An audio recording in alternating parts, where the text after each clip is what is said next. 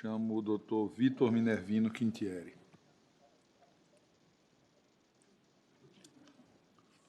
Doutor Vitor, Vossa Excelência tem a palavra por até 10 minutos.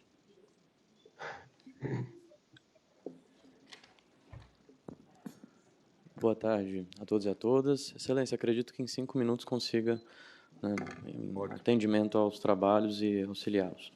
Bom, inicialmente, a Associação Nacional da Advocacia Criminal se manifesta favoravelmente ao colega que me antecedeu, da Defensoria Pública do Estado de São Paulo. E aqui vou destacar algumas questões jurisprudenciais e práticas para fins de reflexão. Em relação ao que foi levantado por ambas as partes, Ministério Público, Defensoria Pública, no tocante ADI 3150, não nos parece que, na referida ADI, a compreensão seria extensível aos hipossuficientes. Na verdade, pensar assim seria basicamente sobreonerar pessoas próximas do condenado, não só o próprio condenado, atingindo, dentre outros, o artigo 226 da Constituição Federal, artigo 5º, inciso 46 da Constituição Federal, que é o princípio da individualização da pena, dentre outros aspectos. Basicamente, excelências, a necessidade de provar a hipossuficiência é impor um ônus da prova à parte que não tem sequer condições mínimas, dentro de uma perspectiva até mesmo de isonomia material para tal produção de prova, configurando-se prova diabólica, logo indevida.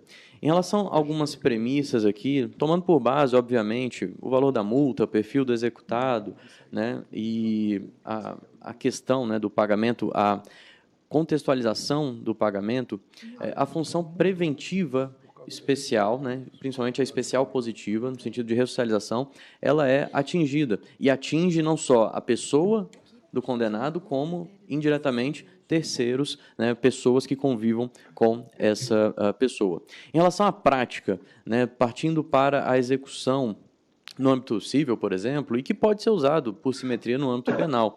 O Ministério Público, e não à toa, né, o Supremo Tribunal Federal, no HC 705/14/94, reconheceu a chamada inconstitucionalidade progressiva, no sentido de conferir à Defensoria Pública, inclusive, prazo em dobro, né, até que a situação de equilíbrio se assentasse entre as partes.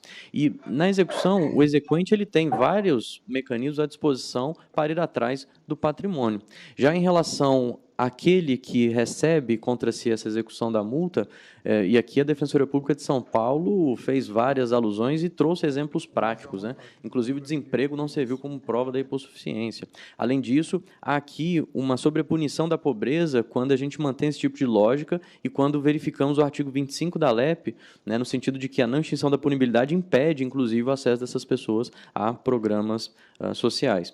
A advocacia criminal, ela gostaria de chamar a atenção em termos de fixação da tese, no sentido de que aquela tese defendida pela Defensoria Pública seja acatada, mas que o ônus da prova, especificamente, ele seja também aplicado tanto a defensorias públicas, obviamente, mas também àqueles que estejam sendo representados por núcleos de prática jurídica, que simbolizam justamente, né, o desequilíbrio que existe aqui no nosso país. Infelizmente, a Defensoria Pública não consegue atuar em todos os casos. Não à toa, os núcleos de prática jurídica auxiliam as defensorias públicas nos estados. Além disso, os defensores dativos, justamente diante desse gap que existe, né, na execução da pena, acreditamos que a tese, repito, propagada pelos defensores públicos, deve alcançar essas outras situações, porque em todos os casos nós temos pessoas vulneráveis, em todos os casos nós temos verdadeiros invisíveis sociais.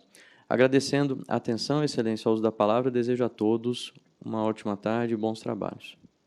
Agradeço ao doutor Vitor Quintieri pelo uso de menos da metade do seu tempo. E chamo à tribuna o doutor Domingos Barroso da Costa, pelo Grupo de Atuação Estratégica das Defensorias Públicas, que está por a videoconferência. Vossa Excelência tem a palavra por até 10 minutos.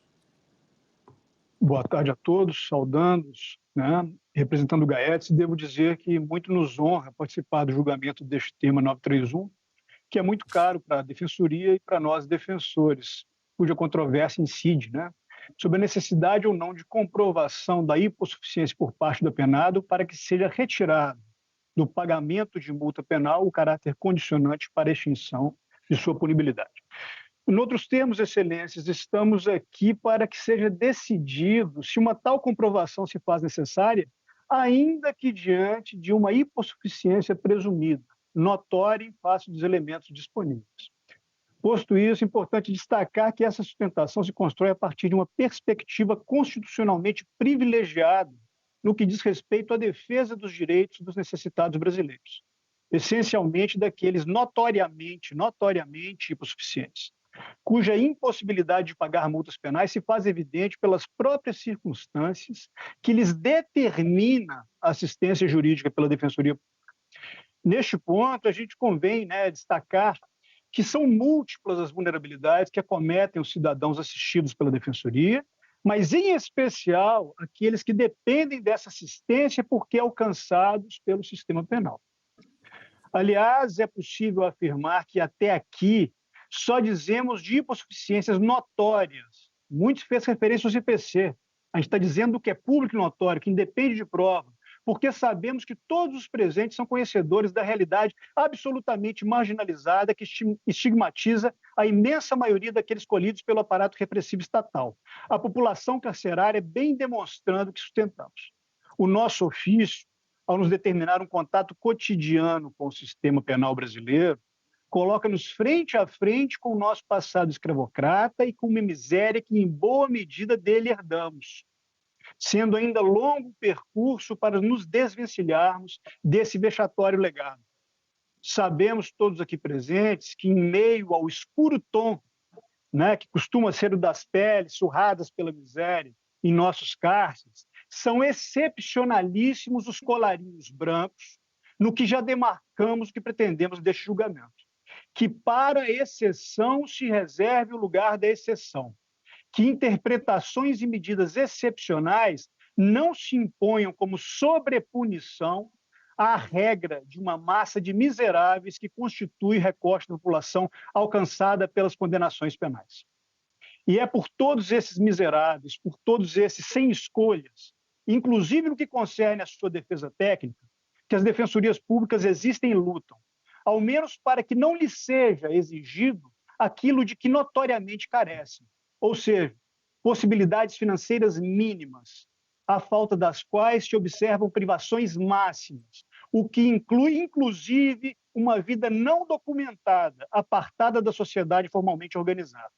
Essas impossibilidades, que bem se expressam por vidas não documentadas, são suficientes a demonstrar que a questão posta a julgamento não encontra solução constitucionalmente adequada na exigência de comprovação da hipossuficiência econômica para que o pagamento da multa não seja imposto como condição para a extinção da punibilidade. Nossos cargos e funções, nossos compromissos com a Constituição e a realidade exigem que não cedamos a uma tal solução de negação diante de fatos que bem conhecemos. Impor a comprovação de pobreza a pessoas que, não raro, sequer conseguem comprovar documentalmente a própria existência é exigir, quando não o impossível, aí a prova diabólica, no mínimo aquilo que as condições e circunstâncias gerais evidenciam no que concerne às possibilidades financeiras dos alcançados pelo sistema penal. Dizemos de hipossuficiências públicas e notórias, de conhecimento geral, que independem de provas. Aliás, de muito mais meios dispõe o aparato persecutório para demonstrar eventuais possibilidades financeiras do sujeito que compõe a massa a que nos referimos, dados inúmeros bancos disponíveis, de registros de dados, do que tem esses, os miseráveis, de comprovar suas impossibilidades. Tão complexas, profundas e graves são elas. E podemos ir um pouco além para afirmar que a exigência de comprovação da hipossuficiência por parte de pessoas relegadas a uma subcidadania para afastamento da exigibilidade do pagamento da pena de multa, enquanto condição de extinção da punibilidade, tem e terá como efeito último e perverso a perpetuação de penas, em frontal violação ao previsto no artigo 5º, inciso 47, a linha B da Constituição, o que definitivamente não se pode admitir. A realidade insiste em nos atestar que é de presunção de miserabilidade que tratamos. passível, como presunção relativa que é, de ser afastado, desde que o interessado acusador apresente provas suficientes para tanto.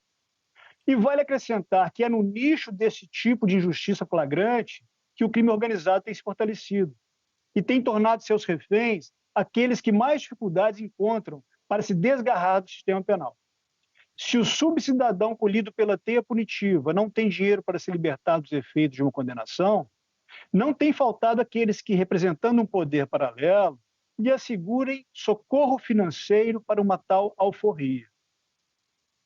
É de injustiça que se trata, de uma ausência de aplicação da isonomia, de uma realidade que aponta uma miserabilidade, presumida, notória.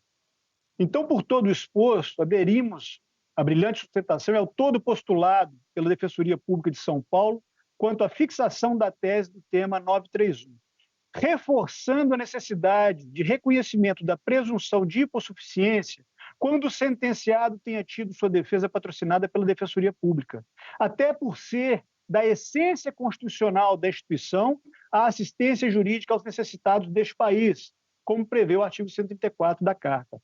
É de acesso isonômico à justiça de que se trata. Oportuno frisar que, quando essa assistência se dá em favor de cidadãos não vulneráveis, como bem lembrou o Dr. Glauco, devido à indisponibilidade do direito de defesa no âmbito processual penal, é mais uma vez de exceção que se trata, e de uma exceção facilmente demonstrável, na medida em que a própria instituição se vê obrigada a cobrar honorários em benefício de seu fundo de aparelhamento em casos tais. Muito obrigado pela atenção de Vossas Excelências. Muito obrigado, doutor Domingos Barroso da Costa. E, com isso, encerram-se as sustentações orais. Eu passo a palavra ao relator, ministro Rogério Schietti Machado Cruz. Obrigado, senhor presidente. Eu saúdo a todas e a todos novamente e digo que recebi aqui na minha mesa um documento de minha autoria, que é um ato interno do gabinete, acatando, digamos assim, e estimulando a adoção do Pacto Nacional do Poder Judiciário pela linguagem simples, né? Quase como uma exortação para que me lembre desse compromisso.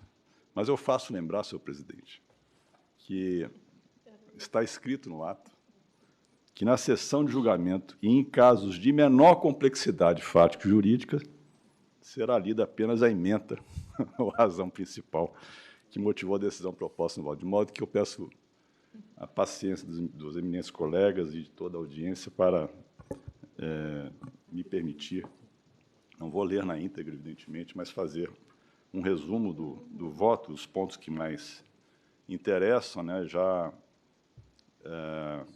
partindo aqui praticamente da sua metade, na folha 14 do voto, e saudando a todos os que fizeram sustentação oral, trazendo argumentos muito importantes e que serão, na medida do possível, considerados.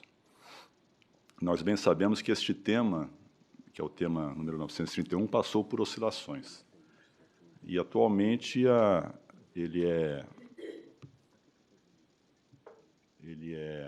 consubstanciado na seguinte redação.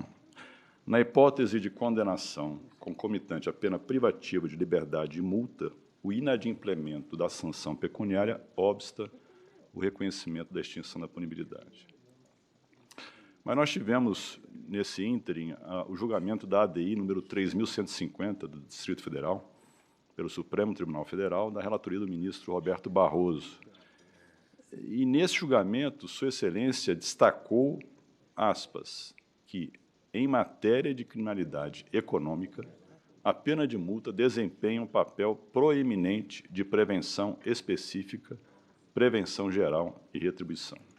Essa já era a compreensão adotada pelo Supremo acerca da primazia das penas pecuniárias quanto aos delitos compreendidos no âmbito da criminalidade econômica.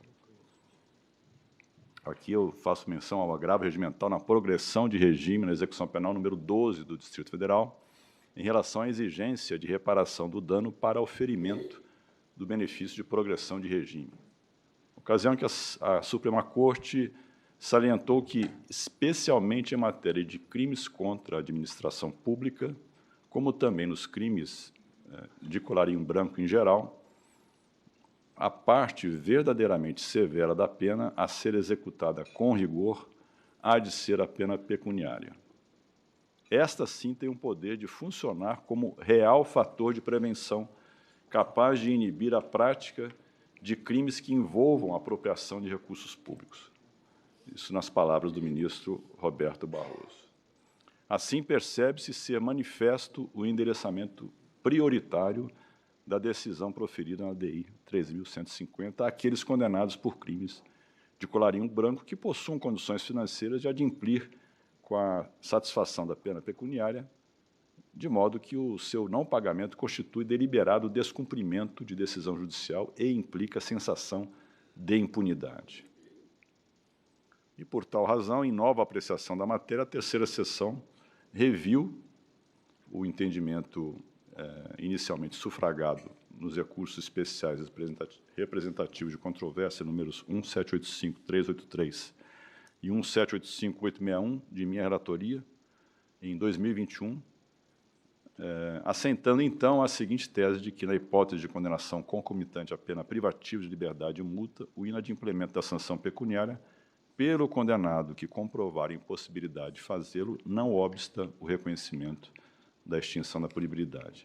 Então, me parece, senhor presidente Emílio Pares, que o cerne da questão ora debatida tem a ver com esta comprovação da impossibilidade do pagamento da pena de multa e a quem compete o respectivo ônus. O item 2 aqui do voto demonstra os percalços decorrentes da hipossuficiência do apenado ao adimplemento da multa e a sua reabilitação social e econômica. Trago dados aqui do sistema penitenciário.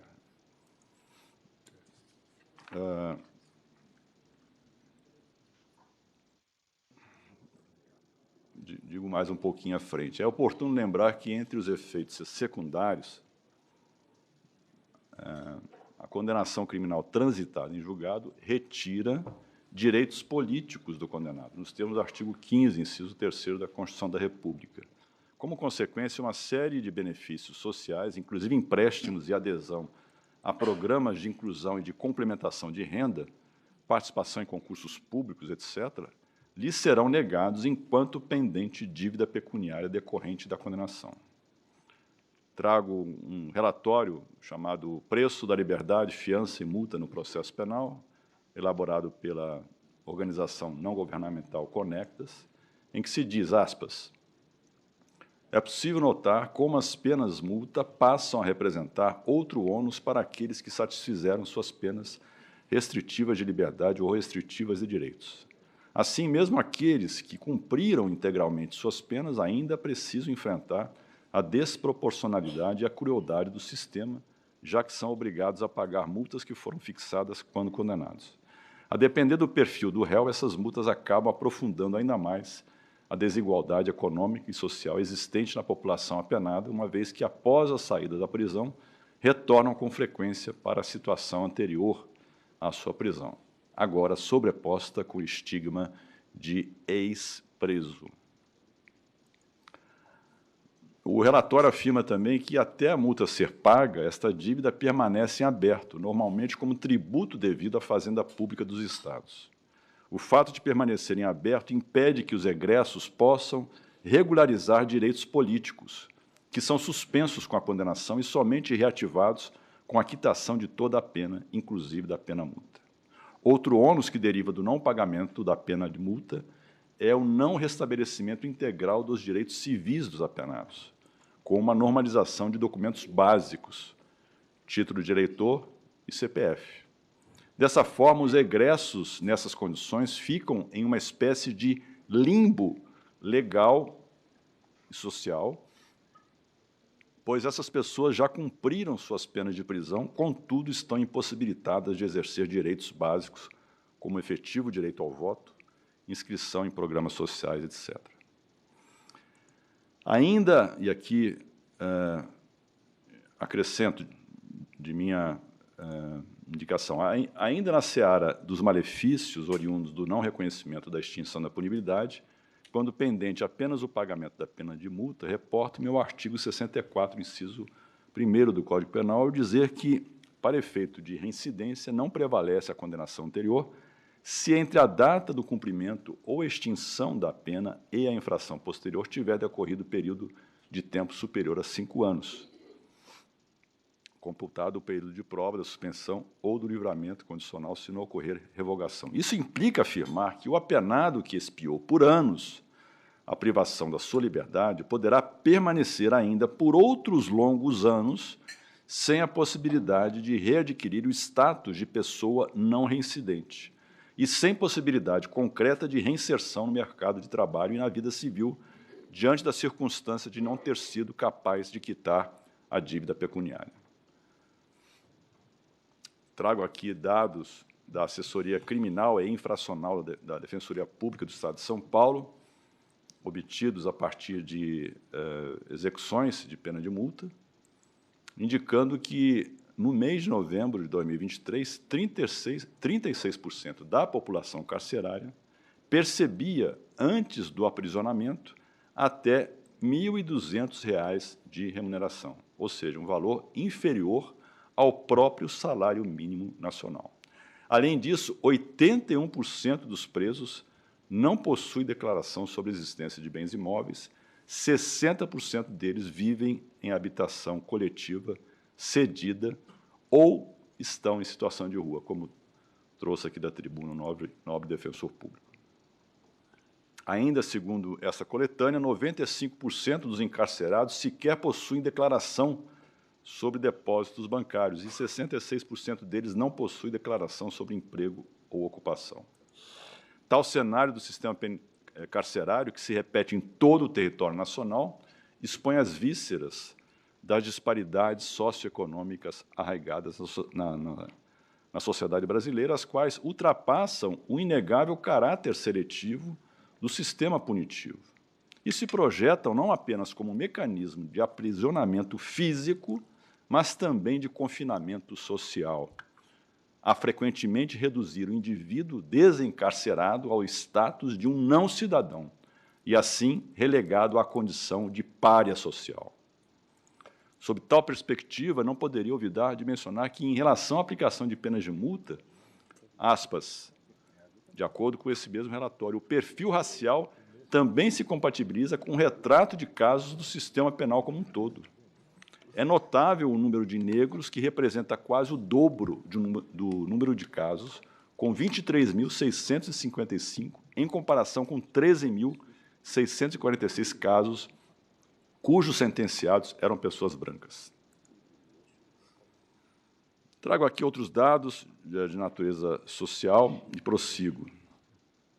O panorama, quando encarado em perspectiva com a análise de idade e raça dos grupos de indivíduos encarcerados, notabiliza a situação de desproteção a que eles estão submetidos, mormente os jovens negros. A já acentuada disparidade socioeconômica existente entre eles e a população branca correspondente é intensamente exacerbada em decorrência dos efeitos deletérios do encarceramento a retardar sua reinserção social. Trago também o dado de que aproximadamente 1/3 da população encarcerada no país ingressou no sistema em razão de delitos relacionados à lei de drogas. E isso, somado-se a crimes contra o patrimônio, na ordem de quase 40%, e crimes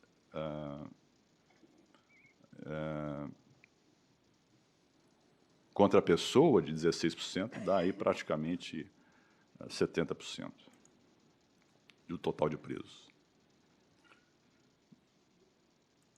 Dados aqui que já foram trazidos à tribuna, em que se comprova que apenas 10% dos casos na Justiça de São Paulo houve o efetivo pagamento da sanção pecuniária, dados que não causam estranheza, tendo em vista a já desfavorecida a conjuntura socioeconômica dos grupos preponderantes no sistema prisional, mesmo antes do encarceramento, o qual maximiza a gravidade desse quadro, bem como a predominância de condenações por delitos que estabelecem em seu preceito secundário a imposição de multa, especialmente os crimes de tráfico e associação ao tráfico. Assim, ainda segundo o relatório Conectas, aspas, é inconteste que um expressivo número de pessoas estará em situação de maior vulnerabilidade se comparado com o momento anterior à prisão. Dessa forma, ilustra-se como as penas multa representam um fator que concorre para que egressos não consigam, ainda que no plano formal legal, garantir a adequada e necessária, e eu diria, pretendida por todos, reinserção social. A realidade do sistema prisional brasileiro esbarra frontalmente com a topografia constitucional de proteção à dignidade da pessoa humana incorporada pela Carta Magna em seu artigo 1º, inciso 3º, como fundamento do próprio sistema republicano, o qual estabelece para si ainda como objetivo fundamental, inscrito também no artigo 3º da mesma Carta, inciso 3º, a erradicação da pobreza e da marginalização, bem como a redução das desigualdades sociais e regionais, propósito com que claramente não se coaduna o tratamento dispensado à pena de multa e à conjuntura de aprisionamento prorrogado que dele decorre. Diante desse quadro apresentado, creio ser possível aserir que a barreira ao reconhecimento da extinção da punibilidade dos condenados notoriamente pobres frustra fundamentalmente os fins a que se prestam a imposição e a execução das reprimendas penais e contradiz a inferência lógica do princípio isonômico inserido no artigo 5º caput da Constituição, segundo o qual desiguais devem ser tratados de forma desigual. Lembro ainda, talvez o mais importante de todos os textos legais, para que se deslinde estes recursos, o artigo 1º da Lei de Execução Penal, que claramente assinala o programa da Lei de Execução Penal, ao dizer: a execução penal tem por objetivo efetivar as disposições de sentença ou decisão criminal, portanto, executar o título judicial transitado em julgado, porém, acrescenta e proporcionar condições para a harmônica integração social do condenado e do internado. Então, não se trata de uma mera execução de uma sentença transitada em julgado, sob um aspecto formal. O que se objetiva teleologicamente, axiologicamente, de acordo com o comando constitucional também, é proporcionar condições para a harmônica integração social do condenado e do internado. Todo o sistema de execução penal gira em torno desta lógica de reinserção social, já que nós não temos prisão perpétua e se espera ou se aguarda que um dia o preso irá retornar ao convívio social e, ao fazê-lo, se pretende que tenha ele condições para se integrar novamente, ou pela primeira vez, né? Ainda que isso possa ser uma quimera, em muitos casos, mas é o que se pretende, e é assim que a legislação preconiza o seu objetivo de reinserção social. Nessa perspectiva, eu trago aqui a doutrina de Nelson Hungria, de Gustavo Zagrebelles, que, quando fala das consequências práticas do direito, que não são, que devem impelir a interpretação e aplicação do direito, né? Não basta considerar o direito dos livros, é preciso ter em conta o direito em ação, não basta uma validade lógica, é necessária uma validade prática.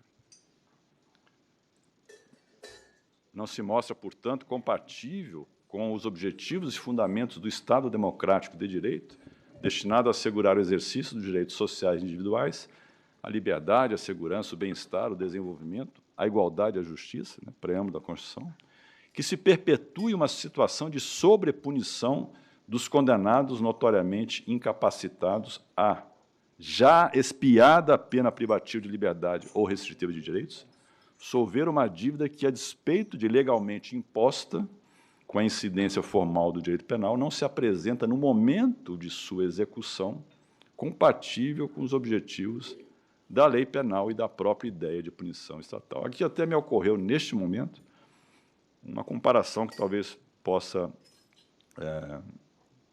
reforçar o que se acaba de dizer, né? Uma pena privativa de liberdade, que é a pena principal, ela deve ser imposta, como decorrência do princípio da legalidade, está no comando secundário da norma penal, e, portanto, deve ser executada a pena privativa de liberdade. Mas, em situações concretas, tem-se permitido que esta pena seja cumprida de outro modo, quando, por exemplo, questões de absoluta impossibilidade de asseguração de condições de saúde nos estabelecimentos prisionais, se defere a possibilidade de uma prisão domiciliar. Então, é apenas para reforçar que o direito penal, sob uma ótica meramente formal, em alguns pontos, cede a avaliações de cunho pragmático, a partir de uma principiologia constitucional e legal que inspiram todo o sistema de execução das penas. Efetivamente, as penas, para se legitimarem, precisam ser compatíveis com princípios que vão além da mera legalidade, demandando um olhar finalístico e axiológico, tendo também em conta princípios outros, como o da necessidade, derivação lógica da proporcionalidade. A benfazeja eficiência do sistema de cobrança de multas por parte do Ministério Público, que foi aqui muito reforçado por ambos os representantes desta magnífica instituição de que tive muito orgulho de pertencer, esta eficiência do sistema de cobrança de multas, afinal de contas, se é o Ministério Público fiscal da legalidade da execução penal, deve mesmo envidar esforços para fazer cumprir as sanções criminais impostas ao condenado, inclusive a pena de multa. Essa é uma das funções que decorrem não só da sua titularidade como titular da ação penal, mas também como órgão legitimado a fiscalizar a correta execução penal. Mas essa benfazeja eficiência do sistema de cobrança de multas pode, todavia, se mostrar iníqua ao não se diferenciarem situações nas quais, por óbvio, não possui encarcerado que acaba de cumprir sua pena privativa de liberdade as mínimas condições de pagar tal encargo sem prejuízo de sua própria subsistência e de seus familiares. Faço observar que não se trata de inferir a miserabilidade do condenado somente pela circunstância de estar o interessado sob o patrocínio da Defensoria Pública, como, aliás, já entendeu, não sei se em mais de uma ocasião, mas reporto-me aqui a um precedente da sexta turma de minha relatoria, em que esse status de pobreza pode decorrer, claro, do fato de estar o réu assistido pela Defensoria, mas não necessariamente. É preciso avaliar outros fatores. E, portanto, embora tal circunstância também seja um dos indicadores do grau de hipossuficiência da quase totalidade dos condenados que cumprem pena em presídios nacionais, esse status de pobreza ou mesmo de miséria econômico-financeira desse segmento populacional é notório.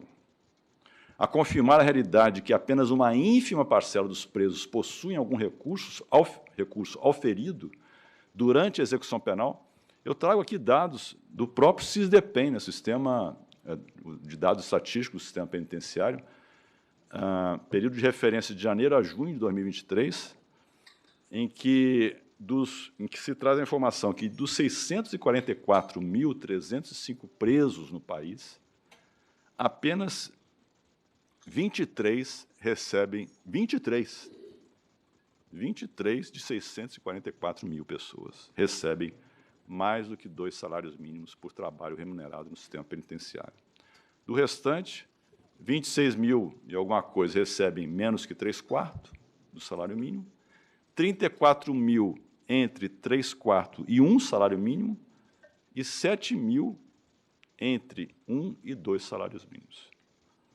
Não bastasse essa escassez de recursos, apenas 795 desse universo de mais de 644 mil presos possuem um curso superior. o que sinaliza para uma maior dificuldade também de reinserção no mercado de trabalho para a grande maioria dos demais egressos do sistema.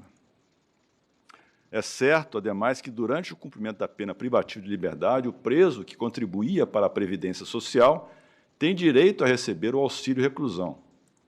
O valor, contudo, não excede um salário mínimo e é pago apenas aos seus dependentes, enquanto não restituída a liberdade ao condenado. Até é bom falarmos, né, muito rapidamente sobre esse auxílio-reclusão, porque a população parece ter uma ideia de que todos os presos recebem um auxílio-reclusão e que é um valor elevado, que fica para o preso.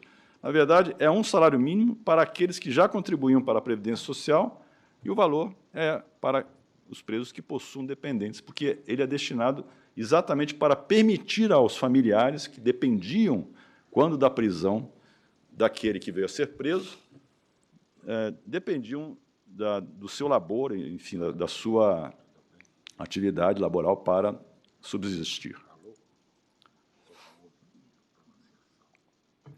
Recorde-se também que o preso pode até receber uma pequena parte de salário, uma parte bem residual, saliente-se, decorrente de trabalho que eventualmente venha a executar. Mas o produto da sua remuneração, que não pode exceder 3/4 do salário mínimo, atende, consoante determina o artigo 29 da LEP, a diversos fins. E uma dessas finalidades desse salário mínimo, que é menos que um salário mínimo, que é pago a título de remuneração, apenas uma parcela vai para o preso, para suas pequenas despesas pessoais. Isso tudo bem demonstra que, se é interesse do Estado preservar minimamente a capacidade financeira da família do preso, para não impelir seus dependentes à miséria, não tem sentido algum que este mesmo Estado exija, após o cumprimento da pena privativa de liberdade ou restritiva de direitos, que este condenado, já desprovido de recursos materiais quando entrou no sistema penitenciário, venha a ter condicionado a restituição de sua cidadania e plena capacidade de readaptação social ao adimplemento completo de uma dívida a ele imposta, mas que se tornou impagável ante uma realidade que certamente passou a ser até muito pior da que existia ao tempo do início do cumprimento da reprimenda.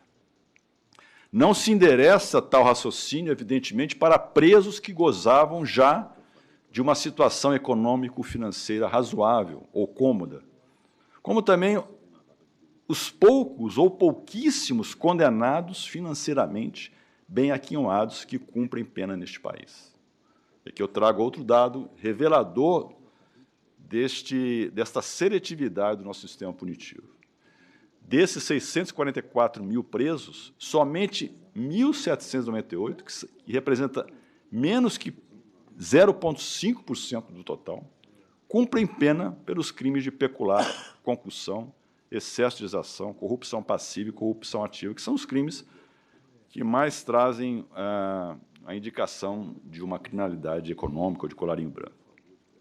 Ainda que somemos a estes também os condenados por outros crimes de colarinho branco, como lavagem de dinheiro, evasão de divisas, gestão fraudulenta, etc., não se tem certamente mais do que 1% de todo o sistema penitenciário com pessoas condenadas por ilícitos penais com alguma chance de serem melhor situadas financeiramente. E para este, sim, acredito, deve voltar-se todo o esforço do Ministério Público para executar as penas de multas devidas, e não para quem, notoriamente, após anos de prisão, volta ao convívio social absolutamente carente de recursos financeiros e sequer com uma mínima perspectiva de amealhar recursos para pagar a dívida com o Estado. O que pretendo asserir é que, se para os condenados por crimes contra a administração pública ou crimes de colarinho branco em geral, a pena de multa assume uma importância não apenas reparatória, mas também dissuasória relevante, para quem, por outro lado, cumpre pena por crimes assim chamados de rua, o efeito dissuasório da pena será suplantado por uma imposição ilógica e contraproducente, a saber, a de pagar uma dívida com recursos que naturalmente não possui e que a própria situação de egresso inadimplente maximiza tal dificuldade. Bem a propósito, essa lógica de pensamento e de decisão inspirou o recente decreto presidencial também aqui referido na tribuna, relativo à concessão do benefício de indulto, o qual abrangeu pessoas, aspas, condenadas à pena de multa, ainda que não quitada, independentemente da fase executória ou do juízo em que se encontre aplicada, isolada ou cumulativamente com pena privativa de liberdade, desde que não supere o valor mínimo para o ajuizamento de ações de execuções fiscais de débitos com a Fazenda Nacional. Isso equivale a dizer que, para o Poder Executivo, é melhor perdoar a dívida pecuniária de quem já cumpriu a integralidade da pena privativa de liberdade e deseja, sem a obrigatoriedade de pagar uma pena de multa até um valor que o Estado costuma renunciar em débitos fiscais, e discutimos isso aqui hoje, reconquistar um patamar civilizatório de que até então eram tolhidos em virtude do não pagamento da multa. Assim é que, por ocasião do julgamento do tema 931, observei que o quadro de precariedade do sistema penitenciário tem produzido uma sobrepunição da pobreza, porque o egresso miserável e sem condição de trabalho durante a pena, menos de 20% da população prisional trabalha, é bom lembrar, menos de 20% trabalha, não porque não quer, mas porque não lhe é oferecida a oportunidade, não tem como conseguir os recursos para pagar a multa. E aqui vem o ponto, talvez, principal, senhor presidente e minhas colegas, da questão do ônus da prova da condição de pobreza do condenado. E lembro aqui que o Ministério Público Estadual alegou perante a Corte de origem que, aspas, a multa imposta em sentença condenatória não perdeu seu caráter de sanção criminal e sua execução deve ser levada a efeito de modo prioritário, mas não exclusivo, pelo Ministério Público, e inicialmente no juízo de execução criminal. Essa evolução histórica, ainda nas palavras do Ministério Público, acerca da pena de multa, não pode ser desprezada simplesmente em razão de seu valor, sem contar que não existe comprovação da situação de pobreza do agente, o que não pode ser presumido. A esse respeito, impõe-se retomar o distinguishing realizado por esta Corte Superior acerca das execuções das multas aplicadas a condenados hipossuficientes no julgamento dos processos paradigma números 1785383 e 1785861, ambos de São Paulo, a fim de permitir que se reconheça a extinção da punibilidade do apenado presumivelmente pobre. Sob o ponto, o juiz de primeira instância salientou, no caso presente, que, além da já afastada falta de interesse de agir, aspas, se acresceria a notória hipossuficiência do executado. Isso quem disse foi o juiz do primeiro grau. A questão a resolver é necessária a prova da miserabilidade ou hipossuficiência do condenado para fazer incidir tal entendimento jurisprudencial e ser dispensado, portanto, do pagamento da multa? Até o presente momento, muitos juízes e tribunais têm exigido que o condenado realize essa prova. O que se pede nesse recurso, eu agora estou na dúvida, porque este primeiro é do Ministério Público, o segundo é o da Defensoria Pública. Portanto, o que se pede, na verdade, como uma pretensão favorável ao condenado é que, diante da notoriedade da situação de total pobreza do condenado, seja suficiente que ele assine uma autodeclaração de pobreza. Vi que a defesa traz também, posteriormente, uma proposta de fixação de valores, de patamares de isenção desta prova e com base em critérios administrativos usados para a execução de dívidas fiscais. Mas eu preferi me ater à ideia em si da dispensa ou não da comprovação por parte do condenado de sua miserabilidade. Evidentemente, o Ministério Público, como fiscal da lei, a quem compete especialmente a fiscalização da execução penal, poderá, sim, produzir prova em sentido contrário. É dizer, presume-se a veracidade da autodeclaração de pobreza, não simplesmente porque se presume, do ponto de vista formal, a veracidade de um documento público, mas porque, amparada na realidade visível, crua e escancarada do sistema penitenciário, e, no particular, da quase totalidade de seus internos.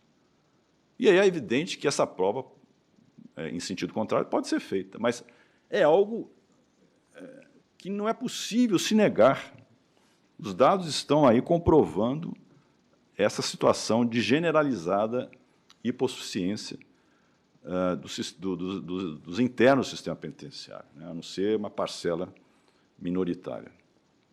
E, por se tratar de decisão judicial, poderá o juiz competente, ao analisar o pleito de extinção da punibilidade, indeferi-lo, se, mediante concreta motivação, indicar eventuais evidências de que o condenado possui recursos que lhe permitam, ao contrário do afirmado, pagar a multa. Ou seja, pode ser que nem seja necessário o Ministério Público produzir essa prova. Pode ser que os dados que já constem dos assentamentos do preso ou de alguns incidentes que costumam ocorrer durante a execução penal, se possa já ter uma ideia de que aquele preso tem recursos e, portanto, poderá, sim, pagar a dívida. Mas, se não houver essa prova ou esta evidência, e nada indicar que ele esteja naquele percentual mínimo de pessoas que cumprem pena, mas que possuem recursos, a autodeclaração, a meu sentir, bastará como uma prova que poderá ser infirmada por uma contraprova. Vale lembrar, aliás, que nós já tivemos aqui decisões na terceira sessão, e trago aqui um julgamento de 2015, em que a declaração de pobreza, segundo entendemos, goza de presunção relativa, podendo a autoridade judiciária indeferir a benesse quando convencida da capacidade econômica dos postulantes. É também entendimento do Supremo Tribunal Federal que, aspas, o acesso ao benefício da gratuidade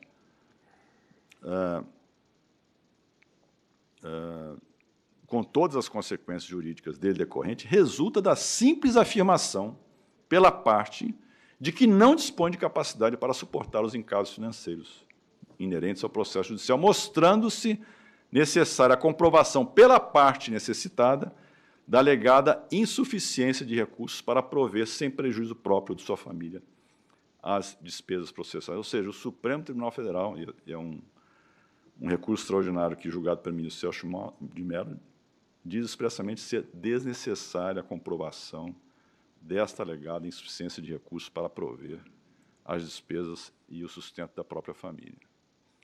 Aliás, a presunção de veracidade da declaração de hipossuficiência, a fim de permitir a concessão de gratuidade e justiça, possui amparo no artigo 99, parágrafo 3º do Código de Processo Civil, segundo o qual, aspas, presume-se verdadeira a alegação de insuficiência deduzida exclusivamente por pessoa natural.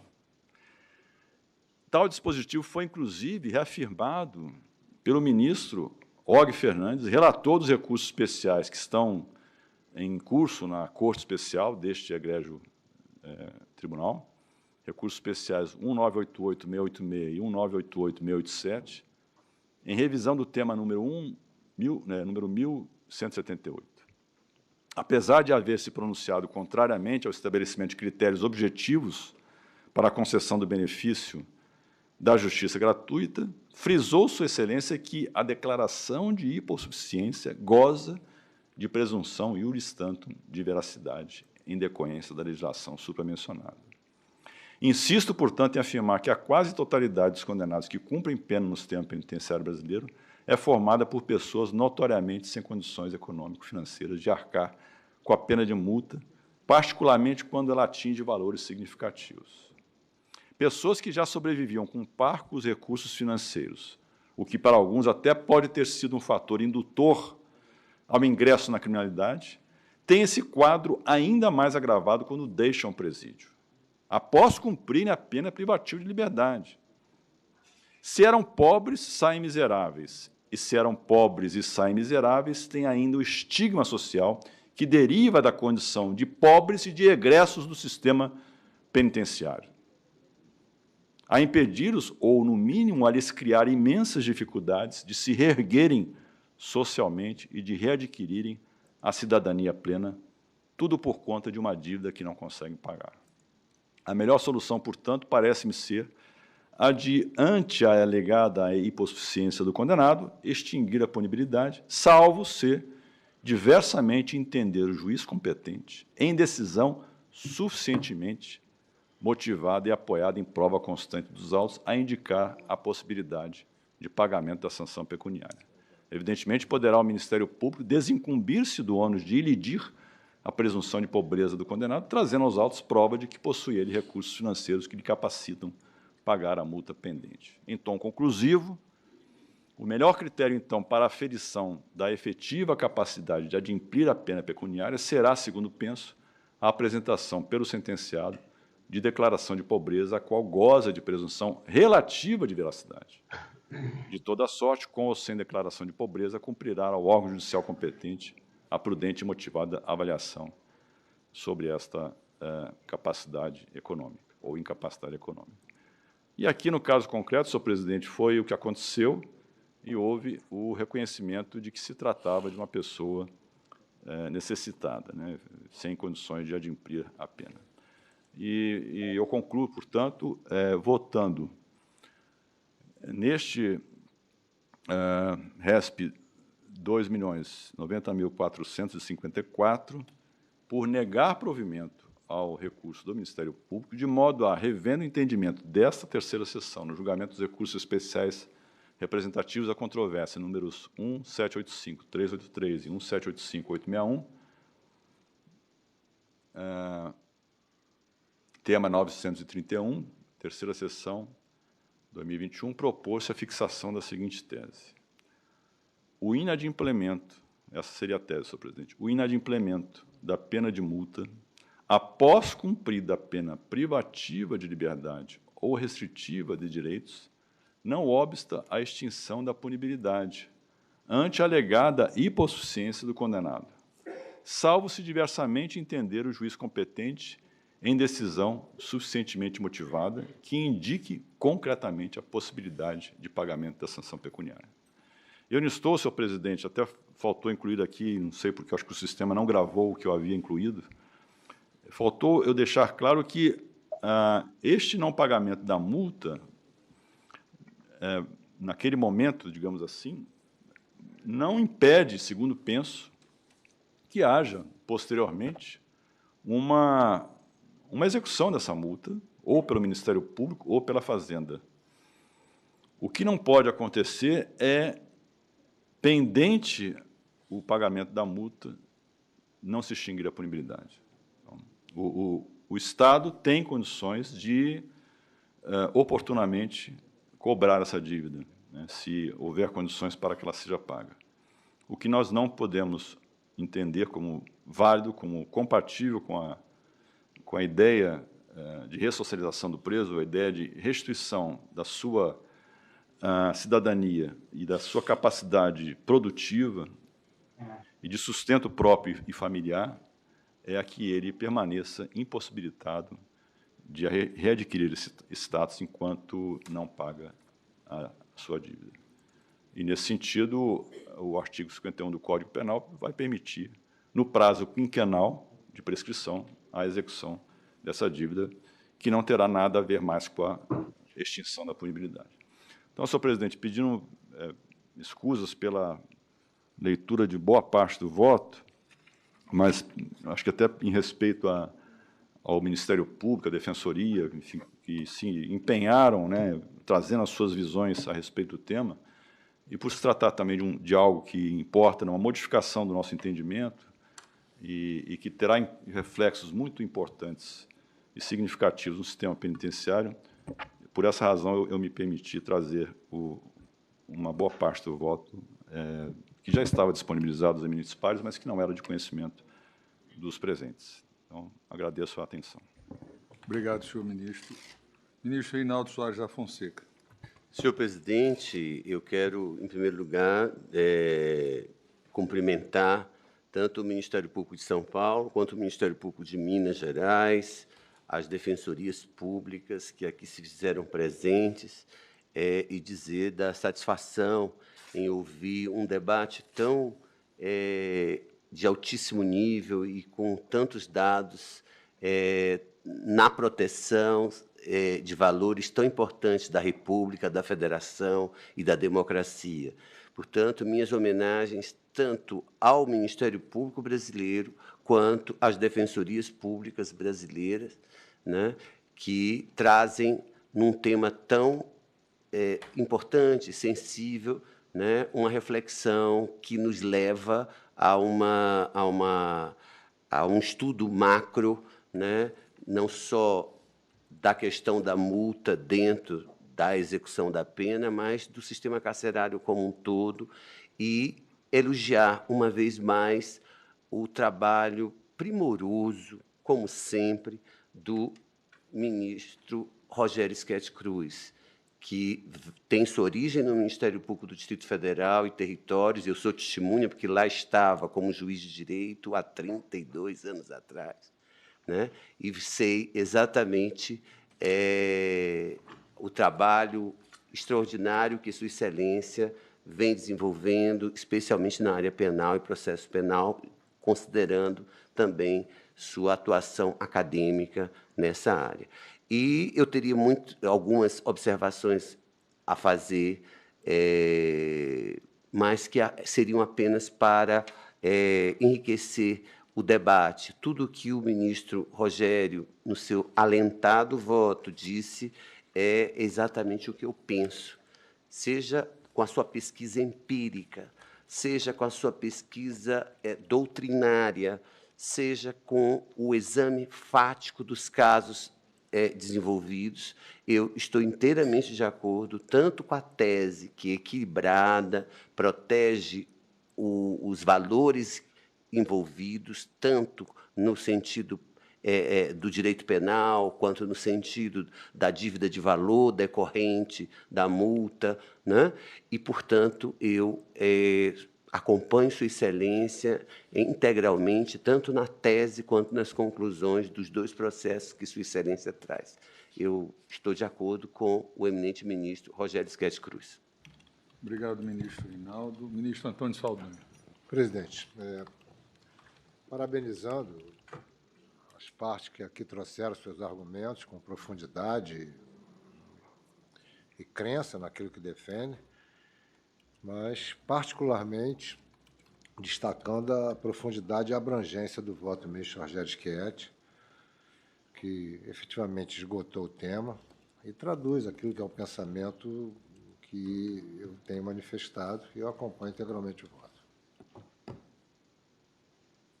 Obrigado, ministro Saldanha. Ministro Messol Azulay. Senhor presidente, também quero cumprimentar todos aqueles que ocuparam a tribuna e se manifestaram com as sustentações orais brilhantes, profundas, e particularmente também saudar o profundo voto, primoroso voto proferido nessa sessão pelo ministro Rogério Sketti. Também, com muita satisfação, acompanho Sua Excelência. Ministro Teodoro Silva Santos. Senhor presidente, parabenizando a todos que ilustraram esse caro debate.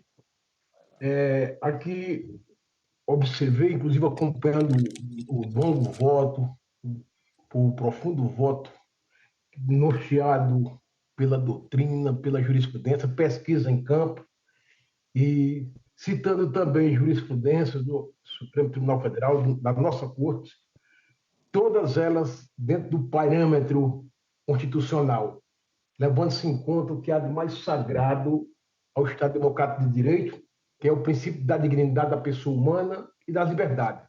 De maneira que o ministro Rogério foi muito cirúrgico ao trazer essa cara temática à baila, com todas essas citações, e demonstrando, inclusive, com ênfase, a estatística que passa o sistema penitenciário brasileiro. A bem da verdade, essa pesquisa trazida à baila, isso desperta aos estudiosos da criminologia se aprofundar, porque quer queira ou que não queira, o Brasil é um país de mais de 200 milhões de habitantes, e é a segunda maior população presidiária. Do sistema penitenciário, nós só perdemos, salvo engano, para a China e para os Estados Unidos.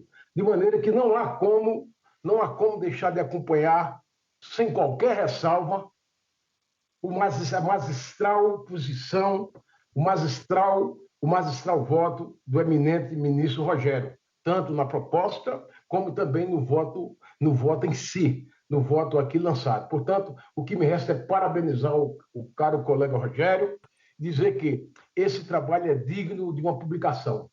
É como voto, senhores pares. Obrigado, ministro Teodoro. Ministro Sebastião Reis. Senhor presidente, pela ordem, eu não... Perdão, ministro Jesuíno. Ministro Jesuíno Rissat, tem a palavra. Bom, já está decidida, né, a questão. Não teria muita importância o voto. Mas eu só gostaria de parabenizar os senhores representantes do Ministério Público de São Paulo e Minas, também defensor público de São Paulo e também o ilustre advogado que ocupou a tribuna, doutora Raquel Doge também, e parabenizar também o ministro Rogério, né, pelo profundo voto. Ele traçou um perfil, um retrato aqui muito real da situação carcerária brasileira. Quando eu iniciei aqui como juiz substituto ainda em 1991, eu fui substituir o juiz titular da VEP, era a VEP na ocasião, e aí, né, que eu constatei o perfil da população carcerária do DF, 98% era de pobres, 99% de pobres na acepção da palavra e de miseráveis, né? Eles não tinham condições de pagar nem custas e nem a pena pecuniária.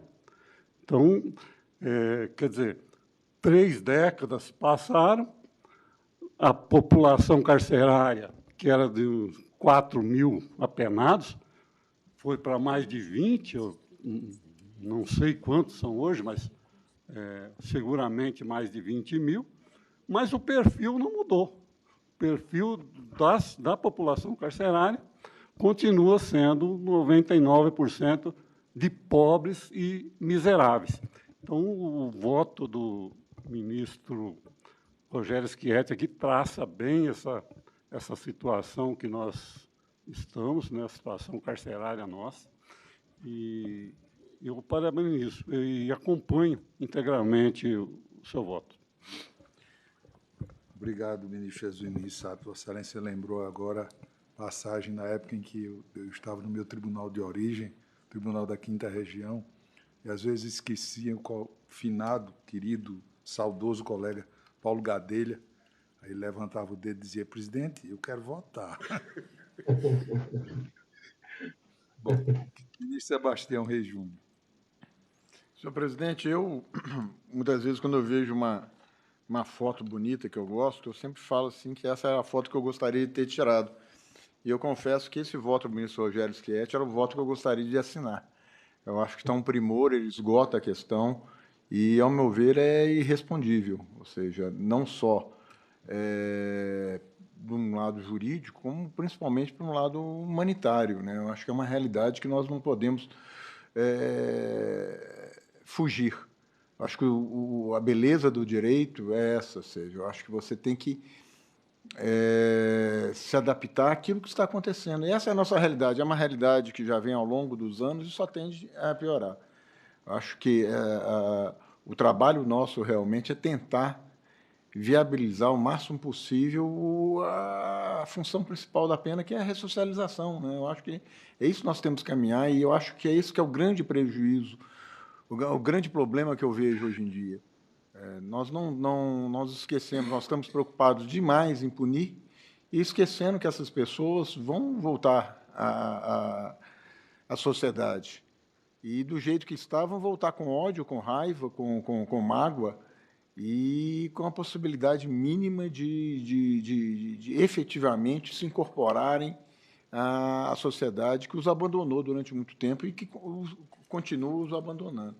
Então, senhor presidente, eu parabenizo o ministro Rogério Schietti e endosso integralmente todo o seu voto. Igreja, sessão, o presidente não vota, mas pode fazer a palavra. Eu acho que essa votação ela foi, sobretudo, coerente com decisões que esta sessão tomou. como, por exemplo, a questão da não aplicação, ou melhor, da aplicação do princípio da insignificância em crimes tributários abaixo dos valores que são perseguíveis pela Fazenda. Como é que nós vamos deixar alguém que comete um crime econômico de elevado valor sem pagar nada por ele e vamos nos preocupar com a execução de uma multa ínfima de um réu miserável? Então, eu acho que, apesar dos argumentos ponderáveis trazidos pelos ilustres representantes do Ministério Público, instituição que, assim como o ilustre relator Rogério Schietti, eu também a ela pertenci, tanto ao Ministério Público Estadual como ao Ministério Público Federal, e por muitos anos, eu acho que não vão ser as multas dos miseráveis que vão afetar a Fazenda ou a cobrança para o fundo penitenciário de maneira significativa. No entanto, elas vão, sim, possibilitar a milhares de pessoas, pelo menos, uma hipótese de reinserção social que, da forma atual, lhes é claramente negada. Bom, eu proclamo, então, no RESP 2.090.454, São Paulo, a sessão, por unanimidade, negou provimento ao recurso, fixando a seguinte tese: o inadimplemento da pena de multa após cumprida a pena privativa de liberdade ou restritiva de direitos não obsta a extinção da punibilidade ante a alegada hipossuficiência do condenado, salvo se diversamente entender o juiz competente em decisão suficientemente motivada que indique concretamente a possibilidade de pagamento da sanção pecuniária.